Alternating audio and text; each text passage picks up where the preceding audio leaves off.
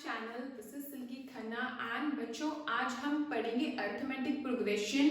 I know बहुत बच्चों को डाउट्स आते हैं इस चैप्टर में because this is a new chapter to us. Class 9th में हमने इस चैप्टर के बारे में कुछ नहीं, it was not in class 9, so this is a new chapter to us. तो बहुत सारे डाउट्स आते हैं बट आज आपको ये चैप्टर बिल्कुल क्लियर होने वाला है। पूरी वीडियो देखिएगा because I am giving you the introduction as well as the important questions जो कि आपके लास्ट ईयर प्रीवियस ईयर्स में आए हैं।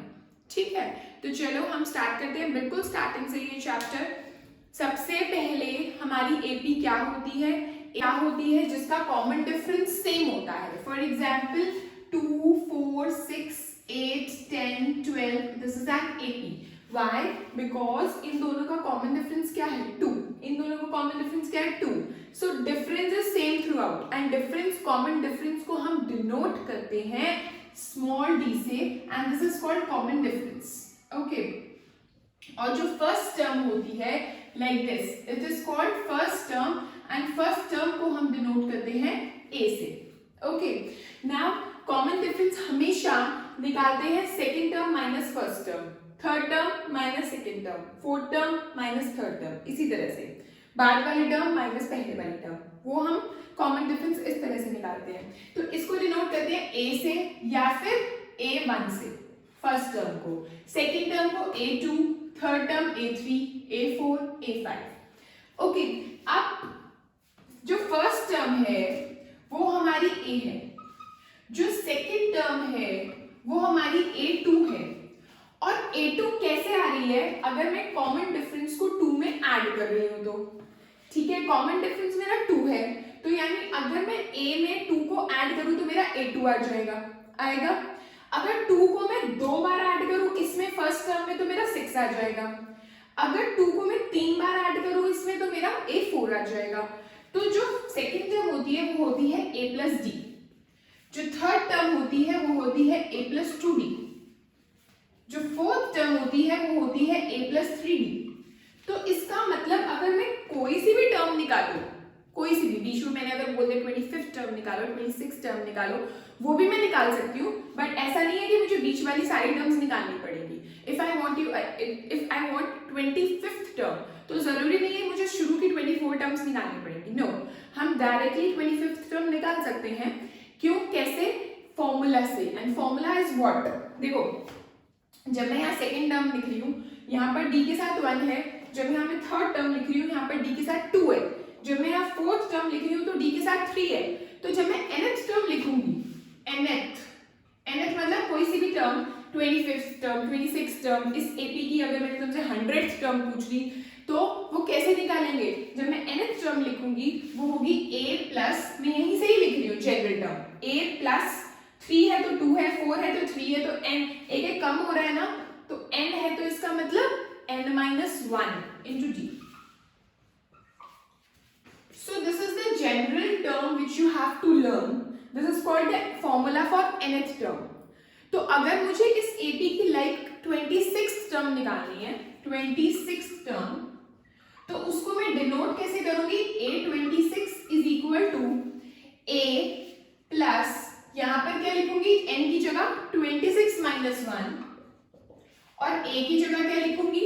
फर्स्ट टर्म विच इज 2 और d की जगह क्या लिखूंगी? Common difference which is also 2 over here because 4 minus 2 is 2, 6 minus 4 is 2। ठीक है, तो दिस मच, तो 2 plus 25 into 2 which is 52। so 26th term होगी 52। okay, so this was the explanation for nth term and this is called the general term। okay, मैंने ये बताया था अभी कि 26th टर्म निकालो, कहां से निकालो? फ्रॉम द बिगिनिंग, मतलब ये फर्स्ट टर्म है, ये सेकंड, ये थर्ड, ये फोर्थ, ये फिफ्थ, ये सिक्स्थ, 26th टर्म निकालो। अगर मैं तुमसे ये बोलूं कि अगर मैं बोलूं find 26th term, so that is quite obvious कि I am asking you the 26th term from the beginning, क्योंकि मैंने मेंशन नहीं किया, I only asked you find the 26th term, so that is quite obvious कि 26th term शुरू से। लेकिन अगर साथ में उन्होंने मेंशन कर दिया कि 26th term from the and, ये एंड से 26 टर्म निकालो, तो वो साथ में तुमको एक एपी जब देंगे तो लास्ट टर्म भी देंगे तुमको, राइट? सो ऐसे आएगा क्वेश्चन कि find fourth term from the and से फोर्थ टर्म निकालो।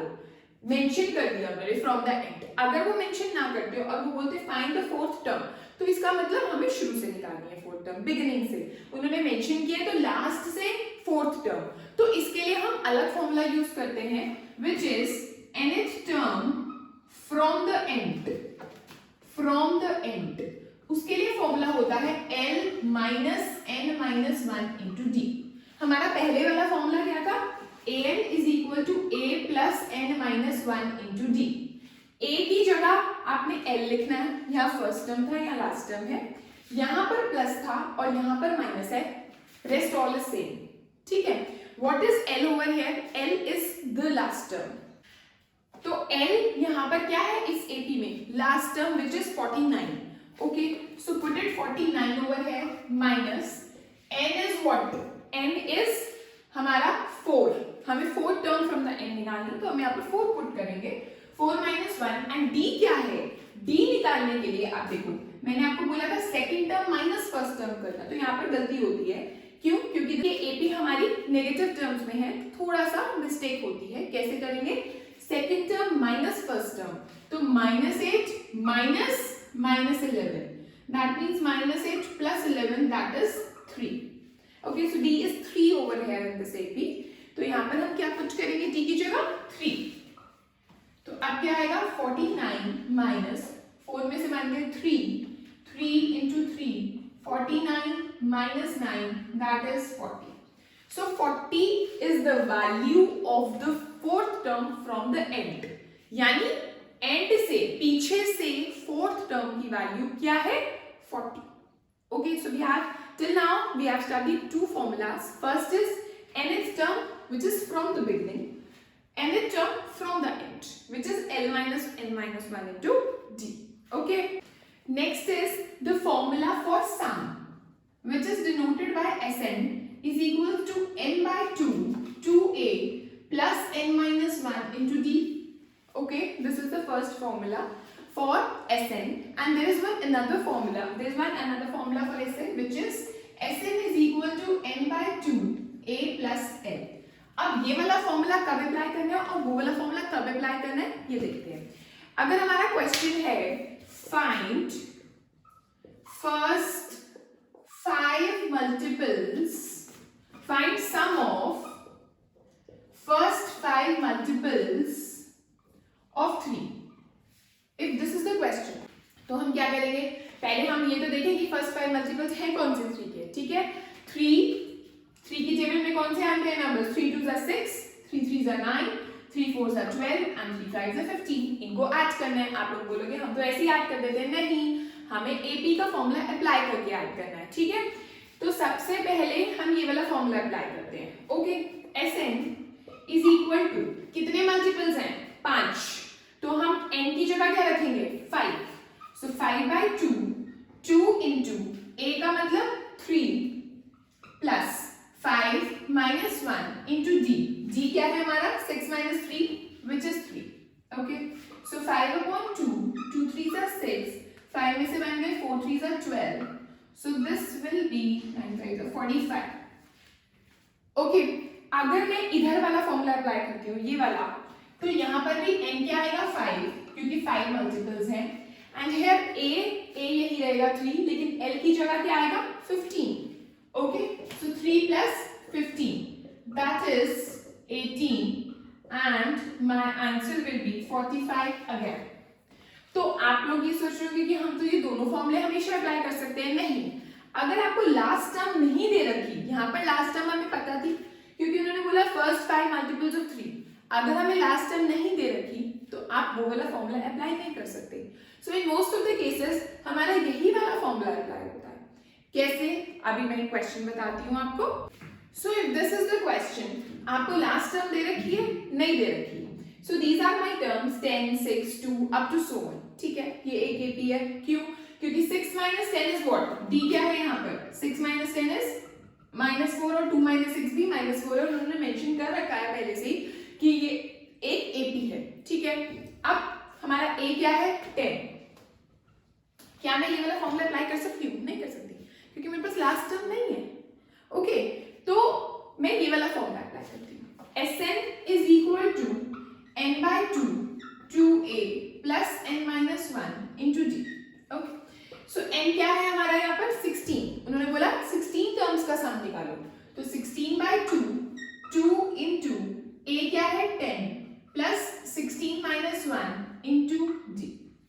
सो यहाँ पर आ गया हमारा 8 और यहाँ आ गया 20 प्लस 15 इंटू -4.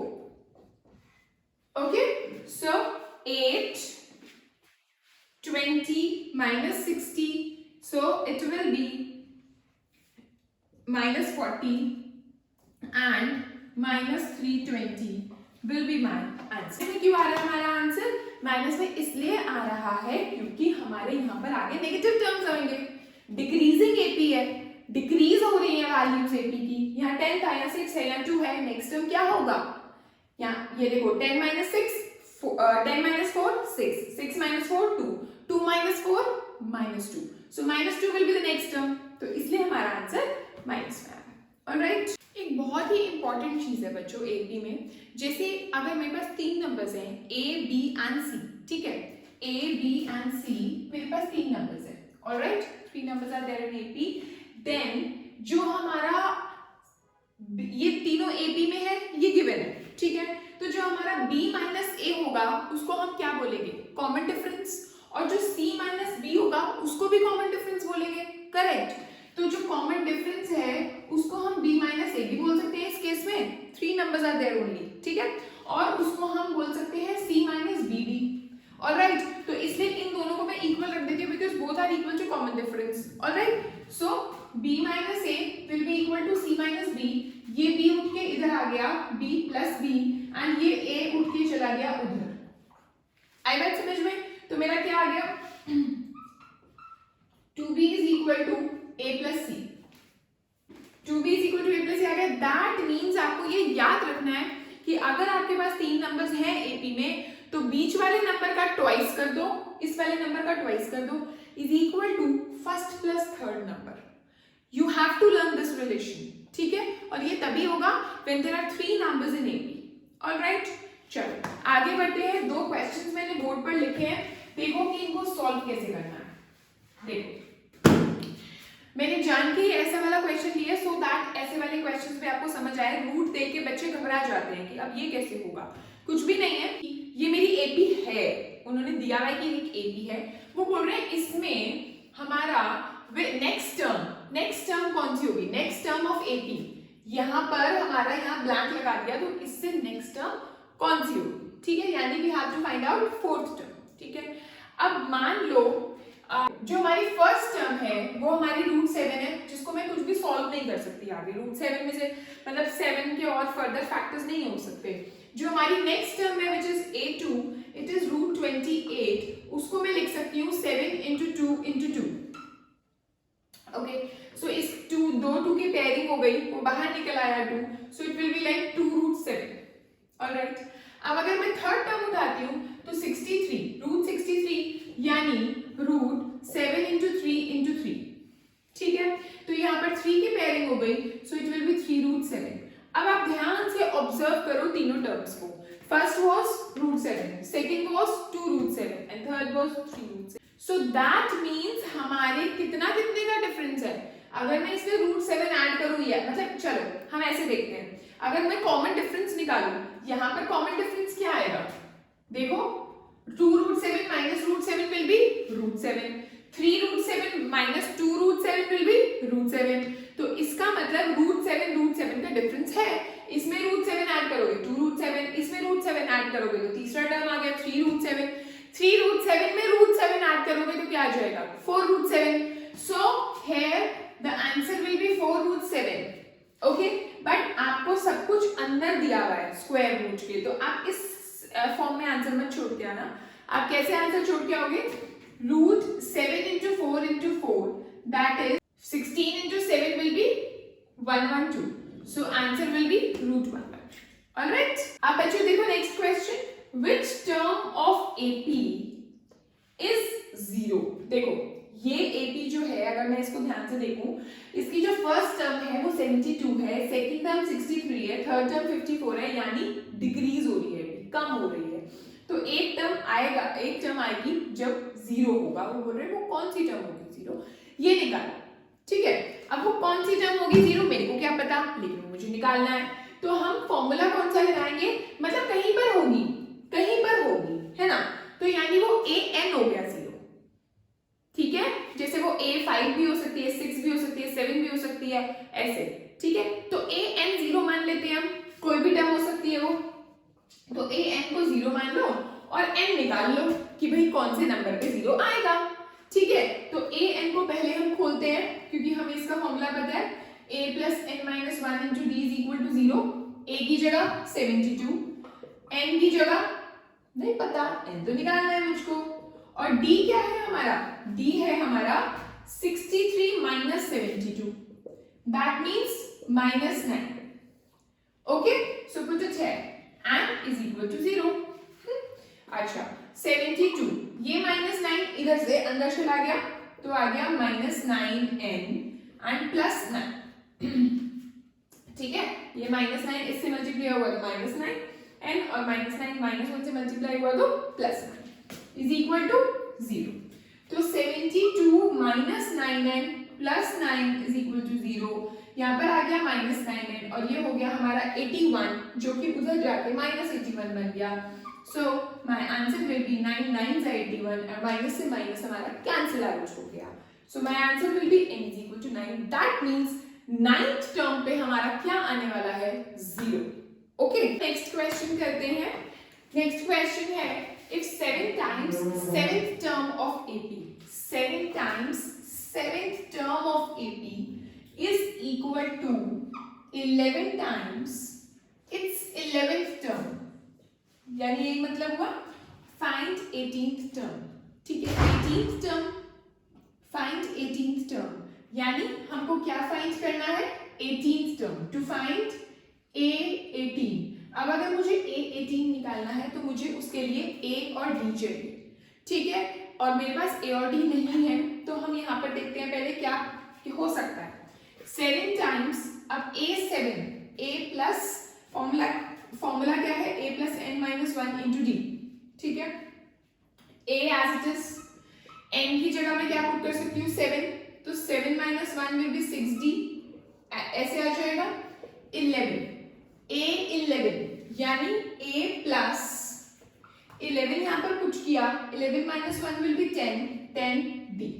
ओके, नाउ इसको खोलते हैं, 7a plus 42d is equal to 11a plus 110d। 11 से दोनों को मल्टीप्लाई कर दिया, ऑलराइट। 7a और 11a, अगर मैं 7a को उधर लेके जाती हूँ तो 11a minus 7a will be 4a, और यहाँ पर है हमारा 42d minus 110d, ठीक है। दैट मीन्स माइनस का आएगा और हमारा आएगा minus 68d। अगर मैं इसको कैंसिल आउट करूं तो मेरा होएगा, हाँ होगा, कैसे, -68 upon 4 is equal to a, 4 1 जा 4, 4 7 जा 28, सो a is equal to -17d। ठीक है, ये एक रिलेशन आ गया हमारे पास। अब देखो हमें निकालना क्या था, हमें निकालना था A18। A18 क्या होता है, a plus n minus d हमारा फॉर्मूला होता है, तो a plus 18 minus 1 into d, right, that is a plus 17d। Okay, ये जो a की वैल्यू है -17d, we can put it here, तो क्या आ जाएगा, -17d प्लस 17d। 17d तो पहले से ही था ना यहाँ पर, ठीक है, तो ये हमारा कैंसिल आउट हो गया, सो दैट मीन्स हमारा आंसर आ गया 0। सो हमारा A18 की वैल्यू जो मुझे निकालनी थी वो भी 0 आ गई। हमारे पास A भी नहीं था, D भी नहीं था, फिर भी हम निकाल पाए A18 की वैल्यू। क्यों? क्योंकि हमने एक रिलेशन निकाल लिया था A और D के बीच, तो A की वैल्यू यहाँ पर हमने पुट कर दी। ऑलराइट, देखो बच्चों ऐसे क्वेश्चंस भी काफी आते हैं। How many multiples of 4 lie between 10 and 205। Multiples of 4 मतलब जो 4 की टेबल में आते हैं, और 4 की टेबल में 10 के बाद और 205 से पहले कैसे नंबर्स होते हैं ये हम पता लगा सकते हैं। ये तो जनरल मैथ्स है। 10 के बाद तो 4 3 सा 12 होता है, तो पहला नंबर हो गया 12, यानी हमें AP खुद बनानी है। इसमें AP इज नॉट गिवन, हमें खुद से बनानी है। तो 12 के बाद कौन सा है 4 का मल्टीपल, 4 4 सा 16, 4 5 सा 20, 4 6 सा 24, अप टू सो ऑन। 205 है क्या मल्टीपल 4 का? No, it is not an even number and it is not divisible by 4। 205 से पहले आते हैं, इट इज 204। 204 है 4 का मल्टीपल 4 से डिवाइड होता है, यस। तो एक ही लास्ट नंबर काफी है, उससे पहले वाला लिखो चाहे ना लिखो, चलो मैं लिख देती हूँ 200, ठीक है। तो ये हमारी एक एपी बन गई, ऑलराइट। तो नाउ हमें क्या निकालना है कि ये कितने मल्टीपल्स हैं ये सारे। तो ये निकालने के लिए हम क्या करेंगे, सबसे पहले हमें लास्ट वाला नंबर पता है ना, तो हम क्या करते हैं, ये लास्ट नंबर है ना, तो हमें ये निकालना है बेसिकली कि ये जो 204 है ये किस पोजीशन पे आ रहा है। जिस पोजीशन पे आ रहा होगा इसका मतलब टोटल उतने ही मल्टीपल्स हैं 4 के, ठीक है। तो इसका मतलब मैं अगर किसी भी नंबर का पोजीशन निकालना हो ना, उसको an के इक्वल कर दो तो हमारा n आ जाएगा, यानी मुझे ये पता चल जाएगा कि 204 किस पोजीशन पर है, ठीक है। तो an को मैंने जब 204 के इक्वल रखा तो अब मैं यहाँ पर फॉर्मूला खोल दूंगी लाइक दिस। a की वैल्यू मुझे पता है विच इज 12, n नहीं पता, मेरे को निकालना है। d सारे में सबको सब पता चल ही रहा है, 4 4 का डिफरेंस है, तो 4 इज इक्वल टू 204। ये 12 चला गया उधर माइनस में, सो it will B 192। Okay, now ये जो 4 है ये हमारा नीचे जाएगा 192 के, तो it will go like this. Okay, so it will B cancel, 4 4s are 16 and 4 8s are 32. तो n minus 1 is equal to 48, that is n is equal to 48 plus 1, that means 49 will be the answer. Alright? बच्चों एक बहुत important question जो कि काफी बार exams में आता है और प्री बोर्ड्स में भी आ रहा है आजकल, जो प्री बोर्ड्स चल रहे हैं बच्चों के, क्या है कि हमें SN दिया हुआ है, यानी सम दिया हुआ है, किसका सम, n टर्म्स का सम। मेरे को नहीं पता कितनी टर्म्स है, it can be 45, it can be 46, I don't know, लेकिन n टर्म्स बोली है उन्होंने कि n टर्म्स हैं और उनका सम जो है वो ये है, इन टर्म्स ऑफ n ही दिया हुआ है। Find nth term, nth term क्या होता है, an होता है, an निकालना है। तो बच्चों अगर ऐसा क्वेश्चन आता है तो हम डायरेक्ट एक चीज अप्लाई करने वाले हैं, which is an is equal to sn minus 1। अब ये क्या चीज है, ध्यान से देखो, बहुत इजी है। अगर मान लो मेरे पास 4 टर्म्स की एपी है, ठीक है। अगर इनका सम, इन चारों का सम लूं और इन चारों के सम में से मैं इन 3 का सम माइनस कर दूं तो ऑब्वियसली मेरे पास 12 आ जाएगा, आएगा ना। चारों के सम में से इन तीनों का सम माइनस करूंगी तो मेरे पास 12 आएगा, an आ जाएगा, ठीक है। वही बात लिखी है, sn किसको कहा है, सारी टर्म्स के सम को। n-1 क्या किसको बोला है, एक कम, n से एक कम, यानी इतनी टर्म्स को, इतनी टर्म्स के सम को, ठीक है। n-1 का मतलब लास्ट वाली छोड़ दो, सेकंड लास्ट तक उनका सम, ठीक है। तो पूरी टर्म्स के सम में से अगर सेकंड लास्ट की टर्म्स तक हम सम निकालें और दोनों को माइनस करें तो हमारी लास्ट टर्म आ जाती है। सो this is the formula, alright. तो अब इसका मतलब क्या है, इसको सॉल्व कैसे करेंगे। Sn तो मेरे को दे रखा है, मैं डायरेक्टली रख सकती हूँ इसमें, which is 5n square plus 3n, alright. अब Sn-1 के लिए मैं क्या करती हूँ, यहाँ पर n-1, जहां पर भी n है ना वहां पर n-1 सब्स्टिट्यूट कर दो n की जगह, यानी 5n स्क्वायर था तो यहाँ पर 5n-1 का स्क्वायर लिख दो और n की जगह यहाँ पर भी प्लस 3n-1 लिख दो, ठीक है। जहां भी n था n-1 कर दिया, ये एज इट इज और ये माइनस भी एज इट इज, और यहाँ पर 5 लिखा और यहाँ पर हमने होल स्क्वायर खोला, n square plus 1 minus 2n, a square plus b square minus 2ab, ठीक है। और यहाँ पर खोला प्लस 3n माइनस 3 से दोनों को मल्टीप्लाई कर दिया, सो it will B 5n square plus 3n minus, ये मल्टीप्लाई कर दो, 5n square plus 5 minus 10n plus 3n minus 3, alright. चलो अब हम इस वाले ब्रैकेट को भी खोल देते हैं क्योंकि बाहर माइनस है, सो 5n square plus 3n minus, ये 5n स्क्वायर पॉजिटिव कर दो, ये नेगेटिव बन गया, ये plus 5 minus 5 plus 10n minus 3n plus 3। अब देख लेते हैं हमारी लाइक टर्म्स कौन सी हैं, ये हमारा कैंसिल आउट हो गया, ये हमारा कैंसिल आउट हो गया, बचा क्या, माइनस 5 प्लस 10n प्लस 3, यानी 10n minus 2 will be my an, हमें an निकालना था, सो an is equal to 10 minus 2, Alright, so this is the method of how to find out nth term, how to find out an when Sn is given in terms of n. Alright, very very important question. Alright, बच्चों काफी questions कराए हैं मैंने आपको, although एक chapter एक video में complete नहीं होता है, I know that, but yes I have tried to give you most important questions and also I've given you a brief introduction of the chapter.